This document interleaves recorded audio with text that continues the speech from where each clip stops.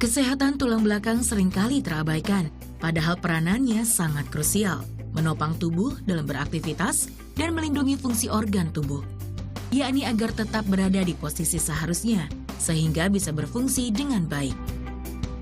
Salah satu masalah tulang belakang adalah skoliosis, kelainan tulang belakang di mana kondisinya melengkung ke arah kiri atau kanan. Umumnya membentuk kurva menyerupai huruf S atau C. Penyebab skoliosis belum bisa dipastikan, karena itulah sebagian besar kasusnya tidak bisa dicegah. Namun secara umum skoliosis dikelompokkan menjadi beberapa tipe.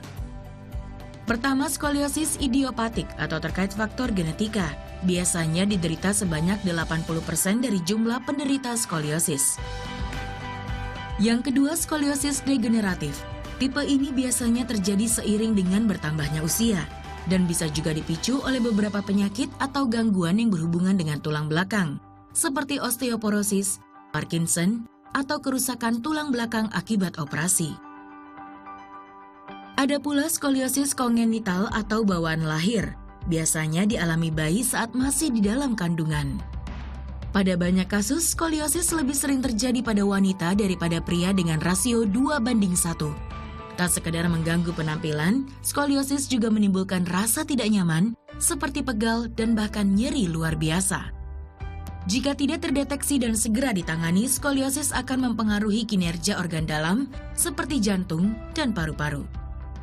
Tim Liputan melaporkan untuk NET.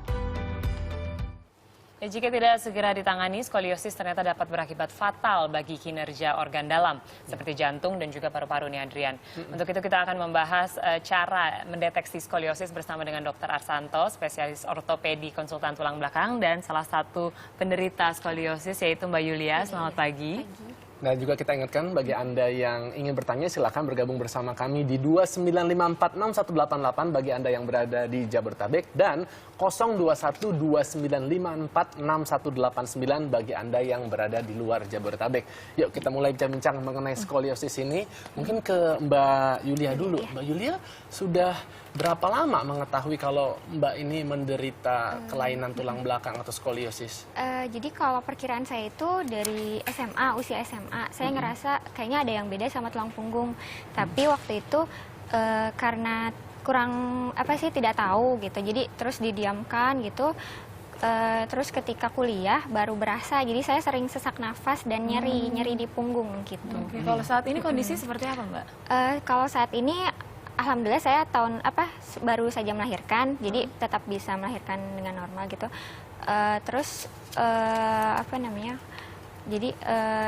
Tapi udah, kalau sebelumnya saya pakai breast gitu. Tapi penyangga? Iya, semacam penyangga. Dan gitu. Alhamdulillah sudah lebih baik sih sekarang. Baiklah, dokter, bisakah memberi penjelasan singkat gitu? Sebenarnya memang skoliosis ini seperti tadi Mbak Yulia katakan, dia baru sepertinya sudah dari lama gitu, tapi baru terasa sekarang. Sebenarnya apa sih yang terjadi pada tulang kita saat kita mengidap ini? Oke, jadi skoliosis sendiri itu definisinya adalah gangguan perubahan bentuk dari tulang belakang. Yang normalnya dia ke depan ke belakang, ini ke kanan dan ke kiri. Dan berdasarkan kemungkinan sebabnya itu ada 6 sebab. Oke, apa saja dok? Pertama itu disebut congenital scoliosis. Itu bila dari sejak di dalam kandungan, itu bentuk dari tulang belakangnya memang sudah nggak sempurna. Ya. Karena misalnya ada gangguan waktu hamil, apa segala macam. Sehingga dia terjadi hemivertebra, ya. Jadi dia akhirnya bentuknya ini nggak simetris, jadi memang berliuk-liuk. Jadi gitu. Memang menceng ya. Ya, itu namanya kongenital. Dari sejak lahir dia sudah bentuknya sudah nggak sempurna ya. Kemudian yang kedua bisa karena neuromuskuler, jadi gangguan karena kekuatan otot dan saraf, sehingga dia juga terjadi ketidakseimbangan bentuk. Kemudian yang ketiga itu trauma, dari kecil dia waktu masa tumbuh mengalami jatuh atau apa, akibatnya dia lempeng pertumbuhannya kena sehingga dia nggak seimbang waktu tumbuh, mencong. Yang keempat itu infeksi, mungkin dia kena infeksi TBC tulang atau apa sehingga dia mencong.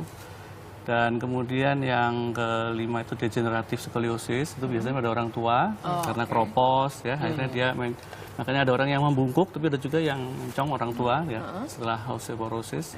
Yang terakhir yang terbanyak itu idiopatik skoliosis. Apa itu, Dok?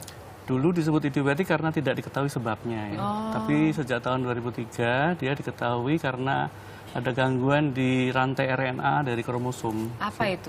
Jadi memang genetik dia diturunkan ya. Bawaan, baik. Bawaan ya. Nah, kalau untuk kelainan ini bisakah untuk diperbaiki atau bahkan sembuh total, Dok? Ya, jadi gini, pertama kalau kita mendapatkan pasien itu kita harus melihat apakah pada pasien yang masih tumbuh tulangnya disebut imatur atau belum matang ya, atau sudah matur ya. Disebut matur kalau dia sudah nggak nambah panjang, sudah nggak itu ya. Misalnya pada usia kalau laki-laki umur 22 tahun, kalau perempuan umur 19 tahun.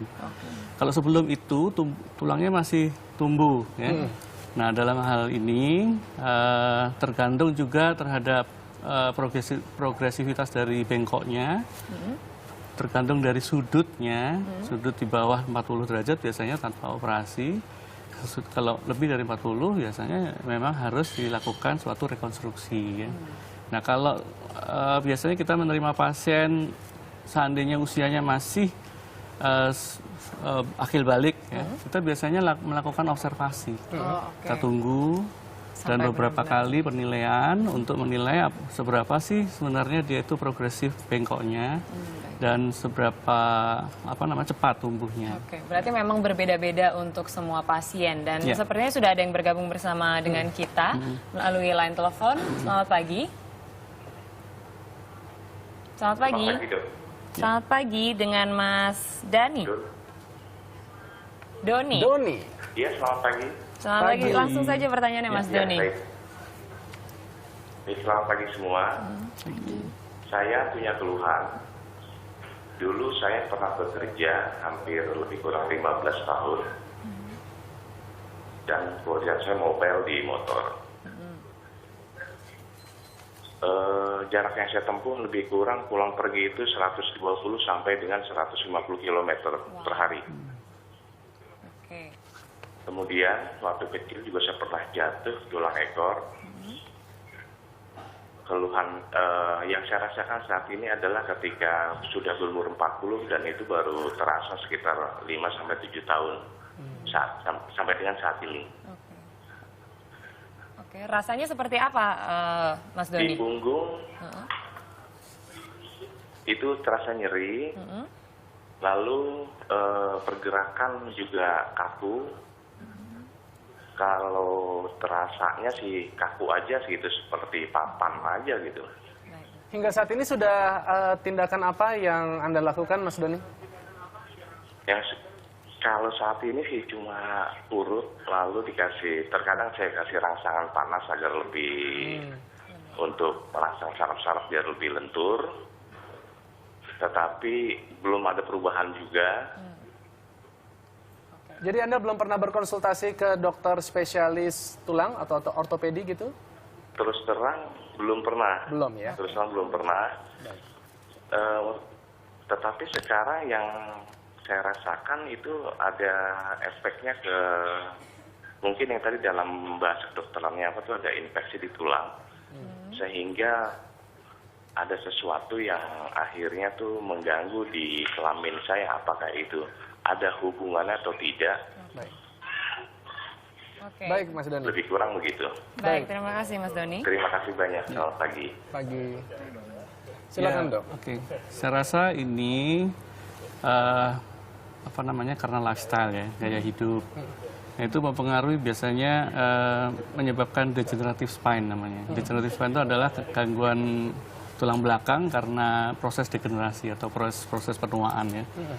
Problemnya bisa ada di otot-otot, bisa di bantalan antar tulang yang disebut diskus intervertebra, bisa di tulangnya, ya, dan bisa mengakibatkan pengapuran atau osteoartritis dari sendi-sendinya.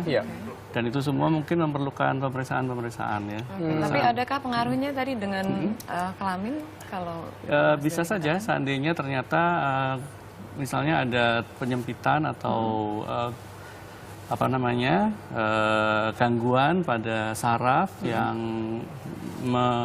mensarafi ke arah sana. Teknik pengurutan seperti yang dilakukan oleh Pak Doni, apakah itu membantu untuk bisa meringankan? Jadi semua aja kelainan itu biasanya direspon oleh otot dalam bentuk dia spasme otot ya, kejang ototnya. Itu dirasakan nggak nyaman, pegel dan sebagainya. Nah seharusnya sih harus dicari ya, kenapa kok sampai otot itu melakukan suatu kaku atau spasme itu ya. Nah, dengan kita mencari sebabnya, tentunya kita obati.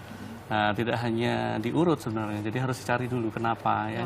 Kalau sedang pengurutan sendiri hanya menyebabkan ototnya lemas sementara, tapi habis itu nanti kan ini lagi sakit ya. lagi begitu. Tapi dokter, saya ingin tahu tadi katanya ada beberapa teknik untuk mengetahui apakah kita mengidap skoliosis atau tidak, karena biasanya baru benar-benar ketika sakit baru kita tahu kalau kita skoliosis. Bagaimana? Memang kalau skoliosis ini itu sering tidak disadari oleh pasien sendiri. Jadi kadang-kadang orang tua yang menemukan anaknya habis berenang, baru dia ngelihat kok tidak simetris ya, bahunya segala macam.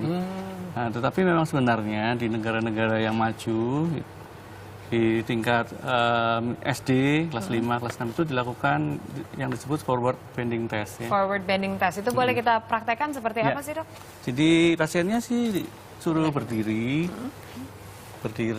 kemudian menghadap ke saya. Terus membungkuk full, ini tangannya ketemu. Ya. Nanti dengan melihat ini permukaan punggungnya, nah ini seperti ini. Nanti kelihatan dia bahwa ada suatu ham atau suatu rib ham ya, suatu tonjolan. Maaf, ini mungkin kita bisa sedikit fokuskan di sini ya. Ada hamid yang tadi dokter katakan ya. Tapi sambil mungkin harus dibuka juga bajunya sehingga bisa kita lihat itunya ya. Itu paling cepat, pemeriksaan paling cepat ya. Oke, jadi bisa langsung kita lihat. Baik, berarti di rumah juga kita bisa meminta bantuan orang rumah begitu ya? Betul, ya. Dok, tapi kalau untuk aktivitas seperti apa sih yang harus diwaspadai supaya kita tuh tidak mengalami kelainan tulang belakang, dok, atau gerakan-gerakan seperti apa? Tapi mungkin sebelumnya kita tahan dulu pertanyaannya karena ini sudah ada yang jauh-jauh nelfon kita dari Jayapura nih, takut nanti terputus. Halo, selamat pagi.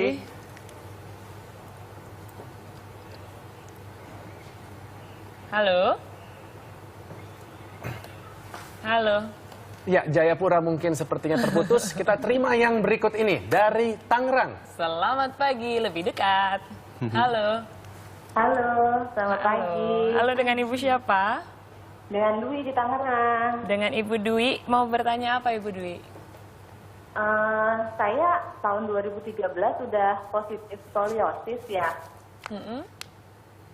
Terus awalnya sih emang sakit banget gitu di punggung, sampai benar-benar nggak ketahan. Terus saya langsung di ronsen, baru kelihatan kan ternyata tulangnya itu bengkok sampai ke dalam 1 senti ya.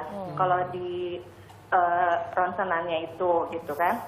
Nah terus untuk pertama saya cuma dikasih obat penghilang rasa sakit, tapi saya nggak mau terus-terusan juga kan minum obat ya dok ya. Terus saya disuruh terapi. Terapi itu seminggu 2 kali. Lumayan sih semenjak terapi itu, terus agak berkurang sakitnya. Tapi setelah itu lama-lama saya kan capek juga ya terapi gitu kan. Akhirnya saya disarankan sama dokter untuk yoga. Gitu, untuk yoga. Nah terus akhirnya saya yoga, tapi harus terus-terus gitu kayaknya ya dok ya. Kalau misalnya saya berhenti yoga itu kerasa lagi gitu. Oke, yang mau ditanya Bu Dwi? Terus kira-kira ada yang bisa untuk benar-benar ngilangin rasa sakitnya dalam jangka waktu lama selain obat gitu. Oke. Baik, terima kasih Bu Dwi atas pertanyaannya. Nah ini juga menarik nih dok, bagaimana peranan dari aktivitas yoga? Apakah memang bisa untuk mengurangi atau bahkan menyembuhkan kelainan tulang belakang ini? Ya, jadi di tempat praktek saya juga banyak yang bertanya ya, apakah membawa tas itu mempengaruhi, apakah dengan chiropractor itu bisa membaik, dan sebagainya. Ya sebenarnya ini kan kelainan yang ini ya, kurun waktunya itu tidak sebentar ya, Gradual lama gitu ya, ya, Dok, gradual ya, dan akhirnya dia terbentuklah bentuk seperti itu. Itu tidak mudah untuk membuat dia lurus tanpa dilakukan suatu tindakan rekonstruksi ya, karena memang apa namanya, kalau kita operasi aja kita harus membebaskan banyak sekali otot dan sebagainya untuk membentuk kembali ya. Duh, belum resikonya, Dok. Nah, iya, jadi memang tidak semudah itu. Orang gampang misalnya ada yang ditarik, ada yang di itu chiropractor gitu seolah-olah ya, Dok, ya? bisa kembali dengan itu, tidak bisa ya. Oh. Jadi yang ada kita hanya mempertahankan bentuknya ya supaya tidak progresif ya. Iya, iya. Nah itu pun pada usia-usia tertentu ya, usia yang dimana masih bisa dikorektif, dipertahankan dengan cara-cara itu, yaitu waktu masih sangat muda ya. Oke, tapi yoga disarankan atau tidak, Dok? Itu olahraga, berenang, yoga dan sebagainya itu untuk menyeimbangkan kerja otot ya, karena sebenarnya kan dengan dia miring itu beban tubuh itu diterima oleh otot yang sebelahnya lebih besar daripada sampingnya ya. Jadi akhirnya dia akan capek, akan nahan capek. Jadi dengan yoga, dengan berenang itu dia otot-otot akan seimbang. Oh, baiklah. Dengan seimbang itulah akhirnya perasaan pegel, nyeri dan sebagainya itu Bisa hilang. hilang. Dok, tapi ini pertanyaan dari saya pribadi nih. Kalau saya kan suka memang aktivitasnya angkat beban nih. Bisa nggak tuh angkat beban? Misalnya kita ngelatih otot punggung gitu ya dengan misalnya dumbbell, terus kemudian kita lakukan gerakan seperti justru malah itu bagus untuk memperbaiki struktur tulang belakang kita Jadi, gitu, Dok. intinya kalau tulang belakang itu seperti kolom bangunan ya, bangunan tingkat. Di mana di bangunan itu juga disokong oleh, kalau ibaratnya menara gitu, ada kawat-kawat yang menahan ya. Iya, iya. Nah itu kalau stabil, kuat, akibatnya tulang belakang itu akan stabil ya, akan fit. Jadi intinya malah dokter menyarankan sesuai dengan porsinya, dengan berat yang memang harus sesuai terkontrol dengan ya. usia ya. Sebab kalau enggak akibatnya yang tulang rawan yang disebut diskus ini kalah karena melebihi beban itunya ya. Baik. Baiklah, kalau dari Mbak Yulia terakhir menangani rasa sakit selama ini ngapain aja? Saya disarankannya juga berenang, sama kemarin pas hamil ikut prenatal yoga. Oh, dan itu membantu? Membantu banget. Baiklah tuh, makanya yoga. Kita kan udah pernah waktu itu yoga bareng. Katanya mau nerusin malah nggak nerusin. Iya, ini habis masih senang ke gym aja sih, tapi nggak apa-apa. Thank you loh, Dok ya. Ini atas informasinya. Mbak Yulia juga udah berbagi kepada kita di hari ini, dan juga yang sudah bertanya kepada kita. Mudah-mudahan ini semua bisa menjadi manfaat untuk kita bisa tetap memperhatikan. Mungkin ada keluhan-keluhan apa, jangan kita abaikan, karena mungkin nanti akan menjadi dampak di kemudian hari yang membuat kita tidak nyaman. Nah, berikut ini juga Anda jangan kemana-mana, karena usai jeda Indonesia Morning Show masih akan hadir dengan legenda sepak bola asal Belanda, Ruud Gullit, yang akan meramaikan festival Mangente di Ambon, Maluku. Di sana, Gullit ini juga merayakan ulang tahunnya yang ke-53 di tanggal 1 September yang lalu. Selamat ulang tahun.